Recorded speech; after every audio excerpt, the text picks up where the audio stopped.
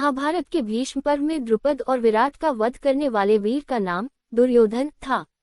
द्रुपद और विराट दोनों ही महाभारत के महत्वपूर्ण पात्र थे। द्रुपद, जो कि पांडवों के गुरु द्रोणाचार्य के शत्रु थे, पांडवों के साथ संघर्ष में शामिल थे, जबकि विराट एक राजसी व्यक्ति थे जो पांडवों के अज्ञातवास के दौरान उनके संरक्षक बने थे। महाभारत के भीष्म पर्व में द्रुपद और विराट का वध एक जटिल और अहम घटना थी, जो युद्ध की रणनीतियों, शौर्य और नीति के संदर्भ में महत्वपूर्ण मानी जाती है।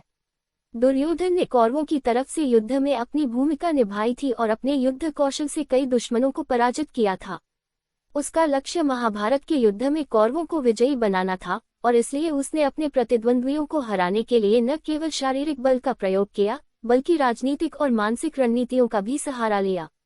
द्रुपद और विराट के वध का अर्थ है कि इन दोनों की सेनाओं और उनके सामरिक बल को नष्ट करना। ये एक सांकेतिक रूप में महाभारत के युद्ध का प्रारंभ था, जिसमें दुर्योधन ने अपनी ताकत का उपयोग किया और दुश्मनों को कमजोर किया। इस युद्ध में द्रुपद और विराट दोनों के सेनापति और महत्वपूर्ण योद्धा मारे गए, जिससे पांडवों की सेना को भारी नुकसान हुआ। महाभारत के भीष्म पर्व में इस संघर्ष का उल्लेख एक वीरता और कूटनीतिक कुशलता के रूप में किया गया। दुर्योधन का द्रुपद और विराट के वध में प्रमुख योगदान था, जो उसे एक नायक के रूप में प्रस्तुत करता है, जो अपने दुश्मनों को हराने के लिए किसी भी हद तक जा सकता था। इस प्रकार द्रुपद और विराट का वध करने वाला वीर दुर्योधन था, जिसने अपने बल, साहस और युद्ध कौशल से ये साबित किया कि वह युद्ध की रणभूमि का सक्षम नेता था।